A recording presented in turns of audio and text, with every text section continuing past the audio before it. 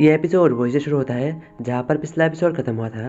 पिछले एपिसोड में हम लोगों ने देखा था कि वो जो वेडिंग ड्रेस गोस्ट स्पिरिट का भाई रहता है वो लिन फैन को उस वेडिंग ड्रेस गोस्ट स्पिरिट की शादी के बारे में बताता है और उसको एक इनविटेशन कार्ड देते हुए कहता है कि ये तुम्हें जिया हुआ ने तुम्हें पर्सनली लिख कर तुम्हारे लिए भेजा है। और अगले scene wedding dress ghost spirit की शादी के दिन से शुरू होता है जहाँ पर वो जनरल अपने बारात लेकर उसके घर के सामने पहुंच चुका रहता है। वहीं पर लिन फैन भी रहता है जो कि उसी वेडिंग के कुछ सामान लेकर आ रहा रहता है और तभी लिन फैन का नज़र उस घोड़ागाड़ी पे जाता है जहाँ पर जनरल सॉन्ग बैठा हुआ रहता है। वहीं पर अचानक से थोड़ा हवा का झोंका आता है और उस घोड़ागाड़ी का पर्दा हट जाता है। वो अंदर देखता है तो अंदर सिर्फ एक खाली आर्मर रहता है जो देखकर लिन सोचता है ये खाली आर्मर क्यों है। और वो अपने साथ ही खड़ा हुआ एक और बंदे से पूछता है अरे भाई ये आर्मर यहाँ पर खाली क्यों है, यहाँ का दूल्हा कहाँ है। लिन की सवाल सुनकर वो बंदा कहता है कि क्या तुम जनरल सॉन्ग के बारे में बात कर रहे हो, क्या तुम्हें नहीं पता जनरल सॉन्ग का मौत तो 3 दिन पहले हो चुका है, वो बैटल में 3 दिन पहले मारा जा चुका है। उस बंदे की बात सुनकर लिन फैन कहता है कि क्या मर गया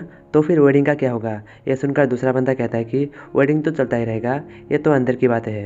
तभी लिन फैन की यादों में से उसे कुछ मिलता है, डार्क मैरिज के बारे में पता चलता है। डार्क मैरिज एक ऐसी मैरिज रहता है जहाँ पर दो फैमिली के बीच में मैरिज होता है। अगर एक फैमिली की कोई बंदा मर जाता है तो भी उस जिंदा इंसान को मरे हुए इंसान से शादी करना ही पड़ेगा। और दूसरी तरफ उस वेडिंग ड्रेस गोस्ट स्पिरिट को दिखाया जाता है जिसके पास एक बुरी औरत सूप लाते हुए कहती है कि आपका जाने का समय हो गया है, पर पहले आप इस सूप को पी लीजिए, ये मूंगफली और पीनट से बना हुआ है, इसे खाने के बाद आपका बहुत सारा बच्चा होगा, जल्दी कीजिए, जनरल पहले से ही आपका इंतजार बाहर कर रहा है, कहीं शादी के अच्छे मुहूर्त चला ना जाए, आप जल्दी से इसे पी लीजिए। ये सुनकर वो वेडिंग ड्रेस गोस्ट स्पिरिट कहती है कि हाँ पी लेती हूँ और वो उस सूप को चम्मच में उठाकर थोड़ी सी पीती है। और वहीं पर दूसरी तरफ लिन फैन को दिखाया जाता है जो कि उस वेडिंग ड्रेस गोस्ट स्पिरिट की घर के बाहर पहुंच चुकी रहती है और वो कहता है कि मुझे जल्दी से उसे ढूंढना पड़ेगा। और लिन फैन उस वेडिंग ड्रेस गोस्ट स्पिरिट के कमरे के सामने पहुंच जाता है। वहां पर पहुंचते ही वो वेडिंग ड्रेस गोस्ट स्पिरिट को बाहर आते हुए देखता है और लिन फैन उस वेडिंग ड्रेस गोस्ट स्पिरिट को सही सलामत देखकर मन ही मन सोचता है कि लकीली ये अभी तक ठीक है, इसे कुछ भी नहीं हुआ। और वहीं पर वो वेडिंग ड्रेस गोस्ट स्पिरिट लिन फैन को देखकर हैरान हो जाता है और कहता है कि लिन जिमू तुम यहाँ पर क्या कर रहे हो, तुम यहाँ पर क्यों आए हो। ये सुनकर लिन कहता है कि मैं तुम्हें यहाँ से ले जाने के लिए आया हूँ। लिन की बातें सुनकर वो वेडिंग ड्रेस गोस्ट स्पिरिट की बाप कहता है कि लिन जिमू अच्छा होगा तुम यहाँ से जल्दी से चले जाओ, तुम यहाँ पर कुछ भी परेशानी खड़ी करने की हिम्मत भी मत करना। और लिन फैन कहा उस बुढ़ाऊ की बात सुनने वाला था, वो उस वेडिंग ड्रेस गोस्ट स्पिरिट की हाथ को पकड़ता है और लेकर भागने लग जाता है। पीछे से उसकी बाप चिल्लाते हुए कहता है कि मैंने कहा रुक जाओ। और लिन फैन उस वेडिंग ड्रेस गोस्ट स्पिरिट के साथ भागते हुए मन ही मन सोचता है मैंने पहले से ही बहुत सारे गार्ड्स को गेट के सामने तैनात कर दिया है, हमें बस बाहर जाना है और कार में चढ़ना है और हम उस घोड़ा गाड़ी में चढ़ते ही यहाँ से भाग पाएंगे।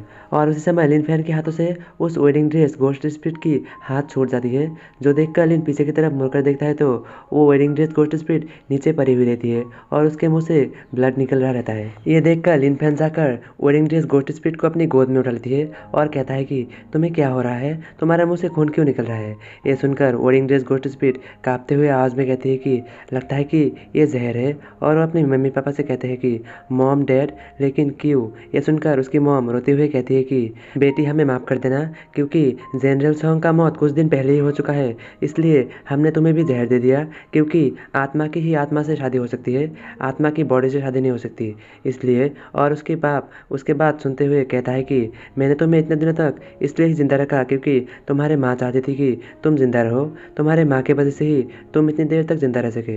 ये सुनकर लिन फैन गुस्से से चिल्लाकर वो कहता है कि अरे बुढ़ाओ, बुढ़ापे में सटिया बटिया गए हो क्या, ये कैसे मजाक कर रहे हो, तुम लोग कौन होते हो, जवान हुआ जिंदा रहेगा या मरेगा ये डिसाइड करने वाला। और लिन फैन भागते हुए जाकर उस वेडिंग ड्रेस गोस्ट स्पिरिट की बाप की गिरीबान को पकड़ते हुए उसे झकझोरते हुए कहता है कि अरे तुम कैसे बाप हो, तुम अपने बेटी को कैसे पॉइजन दे सकते हो, जल्दी से मुझे उसका एंटीडोट दो। लेकिन बाप तो बहुत बड़ा भूतिया रहता है, वो कहता है कि गार्ड्स जल्दी से आकर इसे पकड़ लो। और वो गार्ड्स आकर लिन फैन के घुटनों के पीछे से लात मारता है और उसे ज़मीन पे पटक देता है।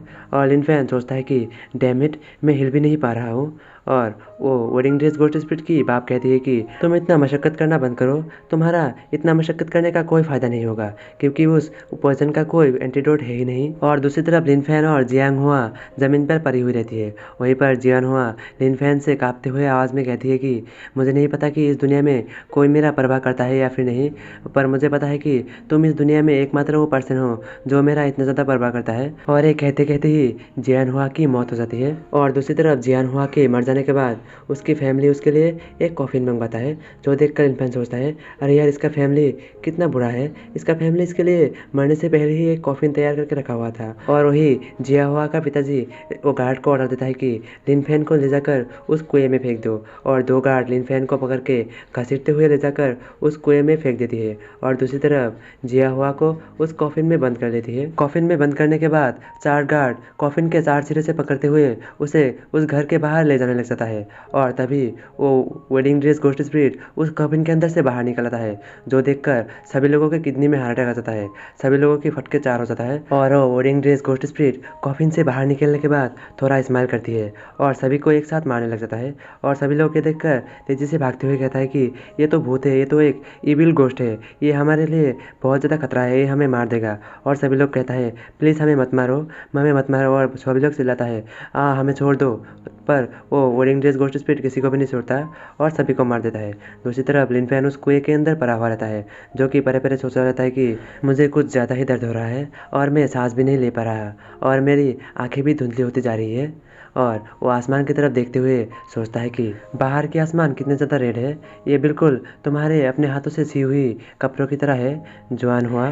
क्योंकि लिनफैन बहुत ज़्यादा ऊपर से गिरा हुआ रहता है, उसकी आँख और मुंह से बहुत सारा खून निकल रहा रहता है, और वो परे परे ही मन ही मन सोचता है क्या यही हमारी कहानी का एंडिंग है। और वहीं पर लिन के दिमाग में एक और फ्लैशबैक चलना शुरू हो जाता है, जहाँ पर उसके सामने एक लड़की खड़ी हुई होती है, जो उसे कह रही रहती है कि उठ जाओ, तुम यहाँ पर सोई हुई क्यों हो। ये होती है 6 साल की लिनफैन, और उसे वो लड़की कहती है कि मेरा नाम टोंग टोंग है, तुम्हारा नाम क्या है।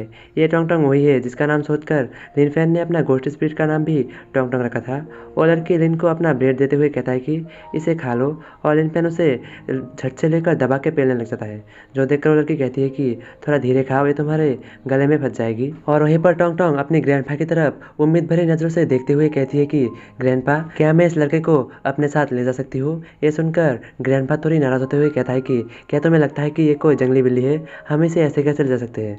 और यहीं पर सीन शिफ्ट हो जाता है, अगले सीन में दिखाया जाता है कि लिन उन दोनों के साथ उन दोनों के घर में पहुंच चुका रहता है। वहीं पर ग्रैंडपा कहता है कि तो तुम्हारे पेरेंट्स द्वारा तुम्हें छोड़ दिया गया है और यहाँ पर लाकर छोड़ दिया गया है। ये सुनकर लिन कहता है कि हाँ, मुझे मम्मी ने छोड़ दिया और कहा कि मैं यूजलेस हूँ, मैं कुछ भी नहीं कर सकता, और कुछ भी नहीं करने वाले लोगों को जिंदा रहने की कोई ज़रूरत नहीं है, इसीलिए उसने मुझे छोड़ दिया। और ये सुनकर ग्रैंडपा दुखी होते हुए कहता है कि तो ऐसी बात है, तुम्हारे मम्मी ने तुमसे कहा कि तुम यूजलेस हो, इसलिए तुम्हें जिंदा रहने की कोई ज़रूरत नहीं है। और ग्रैंडपा लिनफैन की सर पे हाथ रखते हुए कहता है कि अगर तुम बहुत ज़्यादा दुखी हो तो तुम रो सकते हो, रोने से तुम्हारा मन हल्का होगा। ग्रैंडपा की बातें सुनकर लिनफैन की आंखों से अपने आप ही आंसू निकलना शुरू हो जाता है, और वो कांपते हुए आवाज़ में कहता है कि मेरी मॉम और डैड बहुत बुरे हैं, मैं उनसे बहुत ज़्यादा नफरत करती हूँ, पर फिर भी मैं अपनी मॉम को बहुत ज़्यादा याद करता हूँ। और वो फूट फूट कर रोने लग जाता है, और तभी टोंग टोंग आकर लिनफैन को गले लगा लेती है और कहती है कि तुम चिंता मत करो, तुम बिल्कुल भी दुखी मत हो, मैं जब बड़ी हो जाऊंगी तो फ्यूचर में मैं तुम्हारी मम्मी बनूंगी। ये सुनकर लिनफैन भी थोड़ा खुश हो जाता है और टोंग टोंग को गले लगाते हुए कहती है कि तुम्हारा बहुत बहुत शुक्रिया। और तभी अचानक से लिनफैन की आंखें अपनी असली दुनिया में खुलता है, जहाँ पर वो देखता है कि टोंग टोंग उसकी गले लगी हुई है, और टोंग टोंग कह रहा रहता है कि जल्दी से उठ जाओ। और लिनफैन अपनी रियल दुनिया में आकर सोचता है लगता है कि इल्यूजन खत्म हो गया। तो क्या लिनफैन उस वेडिंग ड्रेस घोस्ट स्पिरिट के साथ कॉन्ट्रैक्ट बना पाएगा, या फिर वो घोस्ट स्पिरिट उसके कॉन्ट्रैक्ट बनाने से मना कर देगा। जानने के लिए देखते रहिए आगे आने वाले एपिसोड्स।